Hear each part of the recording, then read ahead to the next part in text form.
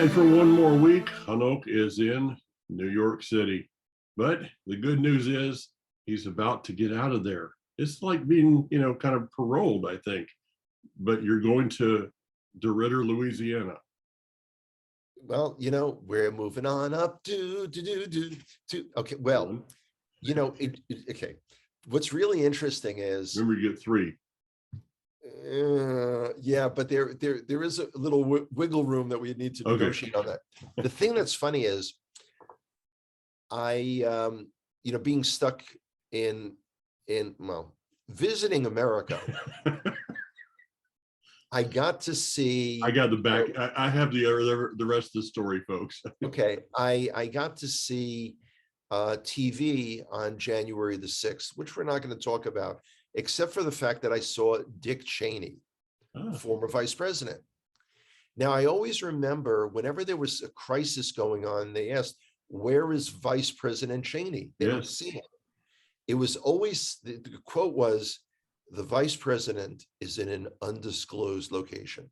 So instead of saying, "Hi, everybody, today I'm in this place, next Wednesday I'll be in that place," forget it. Where's Hanoch? Hanoch is in an undisclosed location. Yeah. How exciting. Now, anyway, so yeah, after 3 weeks in America, 3 weeks in America, I am beginning my speaking. Very interesting. We're having an event this coming Shabbat in Out of Ashes Ministries, DeRidder, Louisiana.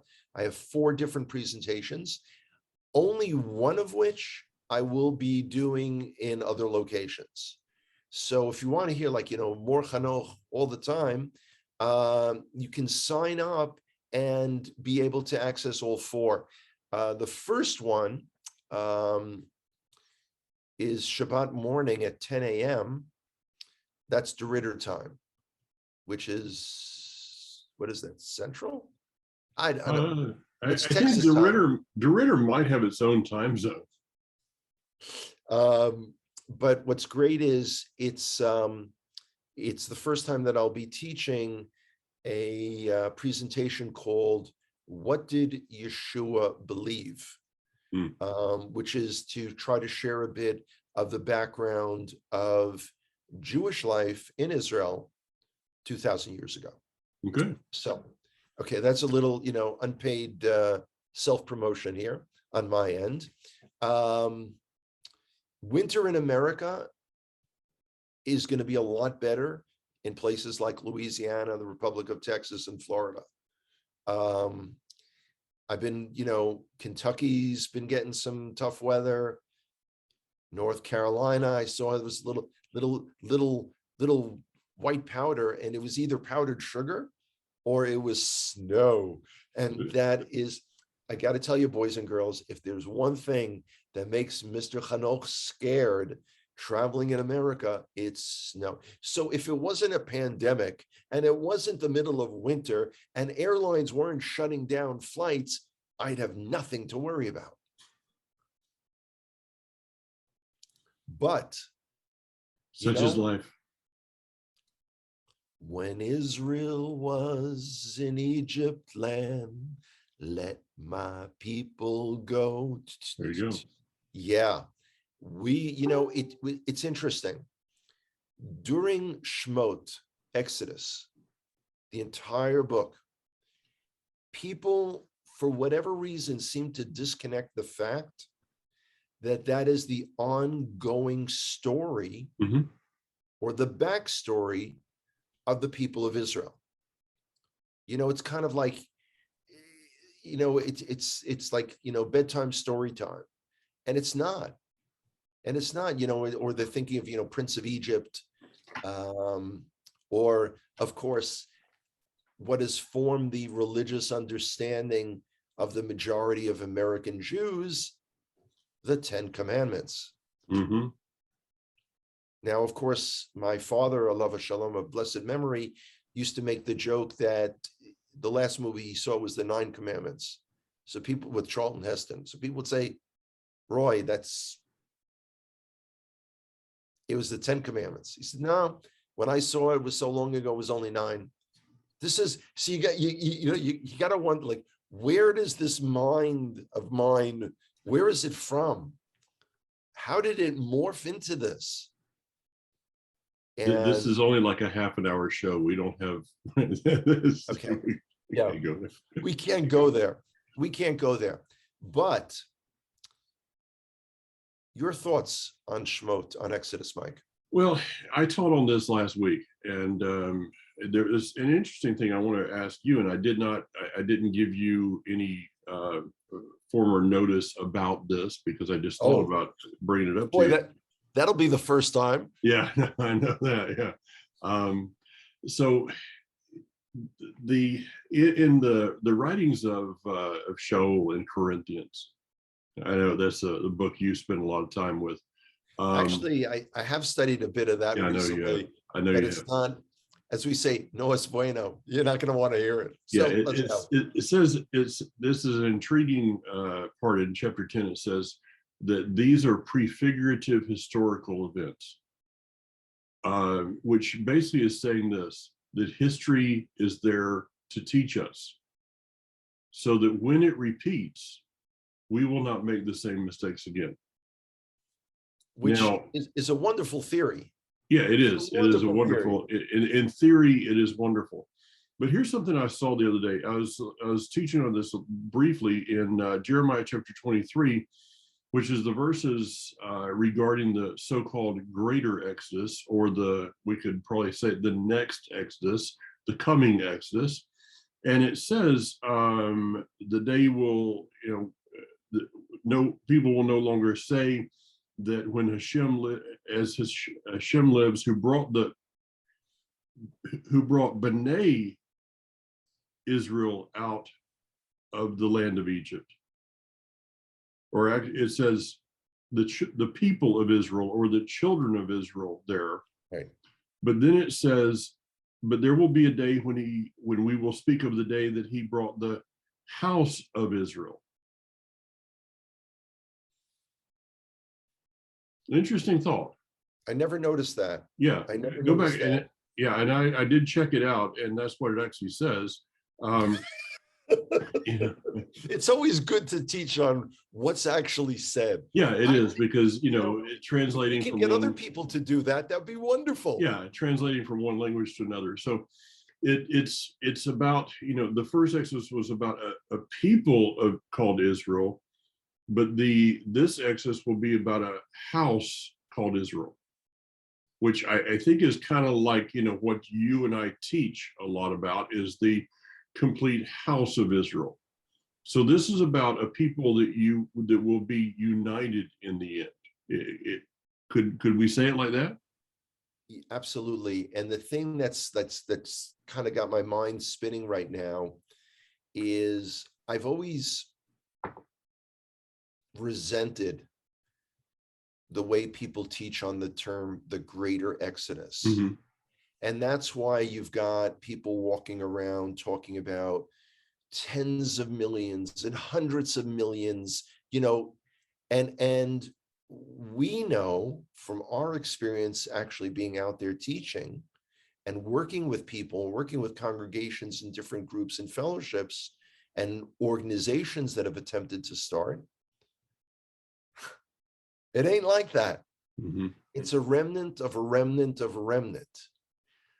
But what could be the greater element is the fact that we are not only several thousand years apart from each other, with totally different religio-theological understandings of the very same events, that somehow, some way, through Hashem only, we're gonna get it, and we will be together as one family. Now, he promised that. Mm-hmm. He promised to, now, again, the sad part is many people who consider themselves part of Israel are not going to make the cut, because This is an action verb. You know, I really love when people say to me, Chanoch, well, they say very often, Chanoch, you don't understand us. Because they're explaining from a Christian background, which I do not have, that they are wired for right belief Mhm. as opposed to right action. Now, I bought into that until I did a very large amount of deep study into the four gospel accounts. Mhm. And I don't know. I don't know if he was confused. I don't think so. But it seemed to me that Yeshua kept saying that people needed to do tshuva. They needed to repent. Now, that's the problem with that theory that Christians aren't wired for action. They're wired for right belief. Because Yeshua didn't say to them, y'all, and he did say y'all need to just think right and believe right, and it's going to be fine. No, they had to do something. They had to change the way they lived. They had to change their behavior. They had to change their outlook. Okay, let me throw one in the midst of this. I'm just kind of this. I don't know how this is going to go because I'm thinking of it as I'm saying it, which sometimes doesn't work real well. That for the most part, Christianity, and we could even say uh, Hebrew roots Messianic circles, Which is also Christianity. we would it, some yeah we would have to discuss that one a little bit because when you want to put me into that boat, it doesn't I don't fit real well. So No. but so Christianity and in many ways Messianic Hebrew roots circles have become a religion about a man, not the religion of the man. Boom, boom, boom. The thermonuclear war has just begun because everyone's heads should have just exploded. That's the essence. That's where me as a Jew, as a quote unquote Orthodox Jew, have such difficulty in sharing with people. They don't want to hear it because they say, Hanoch, you're not a believer, and I'm sorry, but now we must use the rule of exception and break into song. I'm a believer. I couldn't leave her if I tried. Okay. Okay, actually, you're okay because that's three. Okay. If only I could count. If I only had a brain. Okay, not okay. Okay, I'm pushing it. When people say to me, and I push them like, well, what do you mean a believer? Believer in Hashem, a believer in His Torah, and they say a believer in Yeshua. And here's the thing. I believe in the faith of Yeshua, the same thing he believed in. Now, I know y'all are going to say, well, but you did. Well, do you know what? Tune in, tune in Shabbat morning, 10 o'clock, and hear what I've got to say about it. As opposed to the belief about Yeshua. Mm-hmm. And I have found, much to my dismay, that most of the people who attack me on that point know and have read and understand the gospel accounts just in and of itself far less than I do. And that's scary because allegedly, they're building their entire faith commitment upon their understanding of that. Mm-hmm. So let's go back to the Exodus.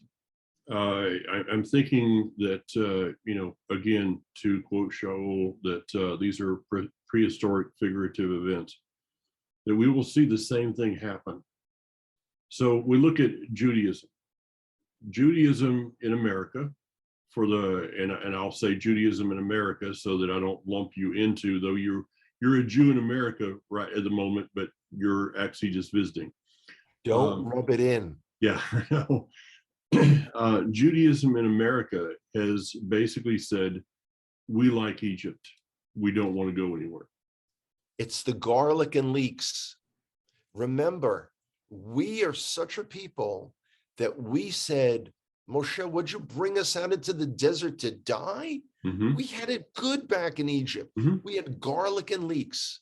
Mhm. Every year for the Pesach Seder, I always make sure to cook multiple dishes with garlic and leeks. Yeah. Seriously, I mean, it's like ad nauseum. Yeah. Because, but and that's exactly you're hitting it right on the head. Boom, right there. It's a much easier life here in America. Oh yeah. Yeah. So you have a group of people that says, no, we like Egypt. Egypt is our home. And then you have another group that is, as they're walking, as they're being pushed out of Egypt, they're like, wow, do you remember when, we went to that store and I loved that restaurant, and we had a great time at that bar over there, and it's kind of reminiscing as you're being pushed out.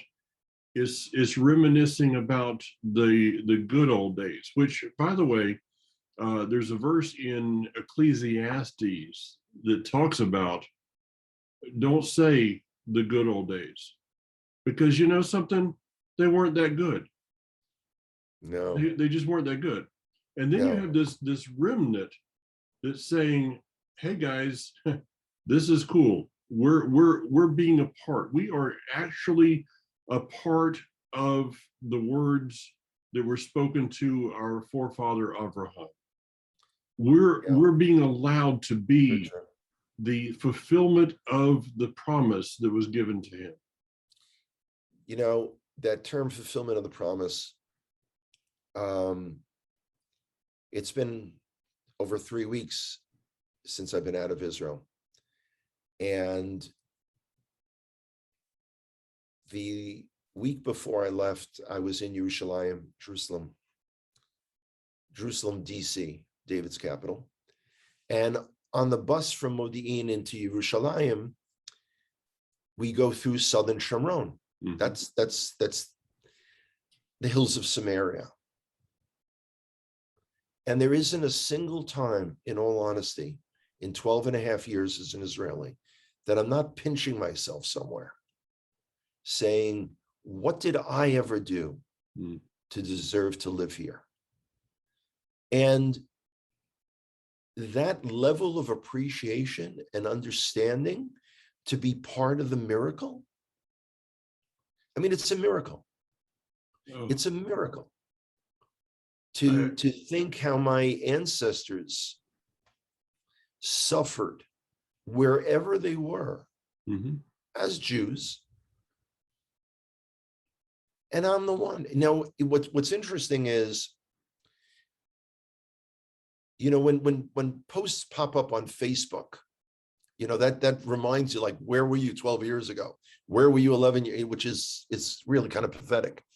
And there was a post, I think it was when I first got I don't know if it was my first Israeli passport, whatever it was something where I was commemorating, or maybe it was my Aliyah anniversary. Now, my brother commented on it, and someone, a Facebook friend, realized that he was my brother and asked him, so when are you making Aliyah? Which is, you would say, on the one hand, is a good question, but on the other hand, it's so absurd to ask any. I mean, I've had modern Orthodox American Jews here in America and meeting them in Israel. There was a woman I wound up sitting at the same table in the food court in Masada, and who asked me, who could tell from my accent, like, yo, so like, where you from, huh? she was going to guess, oh, you must be from Philadelphia because you sound like Rocky Balboa before, right after he was hit, 150 times in the head. Thank you so much. And she said, I've got to ask you a question. What made you go on Aliyah? What made you go to Israel? Now, this is a modern this is a woman, like so many people, men and women, Jewish Americans, who would never work on Shabbat, who would never, we don't travel on Shabbat, in our cars. We don't cook food on Shabbat. All these things going on in her life, would never eat non-kosher food, this woman. But asks me, why did I move to Israel? And my elevator pitch to people is very simply, I wanted to be part of the destiny of the people of Israel, rather than just reading about it in a book.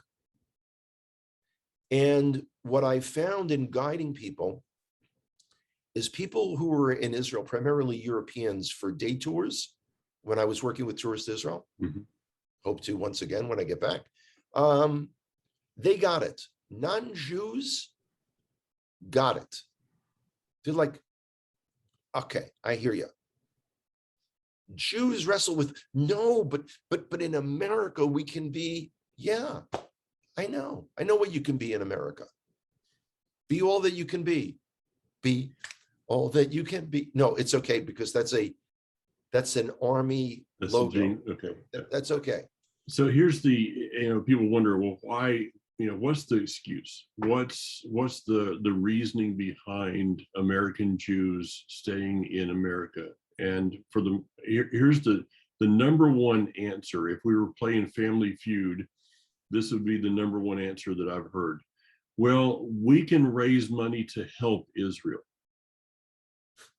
So we can be more good to Israel while being in Egypt than if we actually left Egypt and went to the land. The thing is, until the 1960s, that may have been, you'd have to consider that as a possibility. Yeah. Since then, first of all, most Jewish Americans are not at all affiliated with anything Jewish or Israel. So they're not giving money. Jews in this country, here in the United States, are not giving money to Israel. They're not. That is the most bogus, bizarre excuse. The reason Jews don't go on Aliyah is because they're not at all connected. They're not connected with being Jewish. They're not connected with Israel. And college students now are all buying into the so-called Palestinian narrative. That's the story in itself. Yeah, that's the story in itself. The thing about this reading through Exodus right here, and I've got to teach this morning on the second Torah portion of Shemot on my video, but I guess right now it brings me face to face with the fact that I can't be there. As you were saying, pictures, you go through pictures. I changed the cover yesterday on the Shema Israel Facebook group, and to do that I have to scroll through, and it dawned on me as I'm looking at the numbers of dates. It's like 21, 20, 19, and I see how much of life has happened since I was there last. And it's just, it just kind of brings forth this emptiness. It brings me face to face with the emptiness. I was talking to someone on Shabbat that has been signed up to go on a tour since the beginning of all this stuff. And I said something about a stop, and she said, "Is that on the itinerary?" I said, "Oh yes, of course." And she said, "I've quit looking at it. I quit looking at the itinerary because it's like a depressing thing. And I understand that. Yeah. I understand that the longing to be there. And when I look at people and they have no desire at all for the land, that they haven't given a dime That's to that's the that to the that's the land. thing. That's the thing. And that's why my main presentation during this trip is Israel's future your future? Yeah. And that's the whole thing. Yeah. The future is with Israel. The land of Israel, the people of Israel. Is you my constituent? Is you or is you ain't my constituent? I mean, Is you know, ain't. Yeah. and Question. I don't know if you have an answer to this. okay, and Is then you've got Go to ahead. remind me, we have a birthday announcement. Uh-oh. We started without it. So Oh. please go ahead. All right. So, a question. I don't know if you have the answer to this or not. Is Joe in the subscription? Will a person be able to listen to this streamed later? Is it going to be just live, or will it Okay. be posted to where they can listen later? That decision rests with me. Okay. And I'm wrestling with it. I really am. I think back to the time, Labor Day weekend 2013, when I spoke at the RE conference. Yeah. And launched, what I had been calling the Revolution for Restoration. 6,000 people watched that video Mm-hmm. on YouTube. I mean, it's 6,000 people Mm-hmm. views. Who are these people? Never heard from them. Well, I need to connect to people. That's what that's what I'm looking to do. Oh, I know. But the reality is that we have people that, we have our own Shabbat service and various things. And, Excellent. Absolutely true. though I will, though I know that it would be after the fact. Yeah. That After would be something afterwards, because, Yes. though I know that it would be kind of a temptation. Well, I'm just going to stay home from my Shabbat service so I can listen to Uncle Noak. That's not the right thing to do. No, it's happened. Okay, but let's pause that for a second, because you bring up a very interesting point. And once I complete this cycle of presentations, it would make sense to have that available to people. You're absolutely right. So thank you. Okay, so do. You say it's your birthday. Okay. I know what you're thinking, boys and girls out there. It must be yet another one of the Connor sisters that's having a birthday. We haven't announced the Connor sisters' birthday. This is Christy Connor's birthday this week. I only wish I were in Franklin to wish her a happy birthday personally. So Christy, happy birthday. To know someone as nice as you, who has brought so many children into this world. I am so going to get punched by somebody for this, but it's as we say in Hebrew, soul good. Okay, back to the Exodus. Remember, according to rabbinic sources, 80% of the children of Israel said, nah, I may be a slave now, but maybe I can open up a falafel shop, There you have it. Yeah. The majority of Jews didn't leave Babylon. 70 years. The exile was in the lifetime of a person, 70 years. Well, to quote a very famous movie and book series, this is not a time to be left behind. I enjoyed those books. I didn't read all of them. I didn't read any of them. There was a whole genre of literature I didn't know anything about. The rapture and wow. Well, I'll tell you what we'll do then. While you're here, we'll go back to the 70s and we'll bring up I'll have to remember the title of the original series that was that turned into Left Behind. Now, be in the 70s, as you're watching it, you can see the sideburns grow. It brings the word cheesy to a whole new level. But since peeps like us grew up in that era, and when people look and say like, I don't know, why are you slightly deranged? If you didn't do drugs and you didn't get drugged, what happened to you? It's like that was TV, or growing up on cartoons, Mr. Trouble never hangs around when he hears this mighty sound. Here I come to save the day. Yeah, I mean, really, come on. How far is that from going and dropping acid and talking to trees in Central Park? My brother had friends that did that. I mean, there was like, I don't know. And, I don't know. I never studied chemistry enough to know how to, produce methamphetamine. By the way, both Kira, my daughter, my youngest, my mini-me, and my older brother recently had surgical procedures. They're fine. And they both got OxyContin to take, which I actually asked them for it, figuring that I could sell it on the way, traveling around America. That's probably like a really bad thing for me to say, having watched the TV series Dopesick, which was true. Horrible, horrible stuff. Well, I know that our audience is saying it's time for Hanok to get out of New York because it's affected you in ways that we're not sure you can recover from. A mind is a terrible thing to waste. Mm-hmm. Yeah, and it's been happening, kids.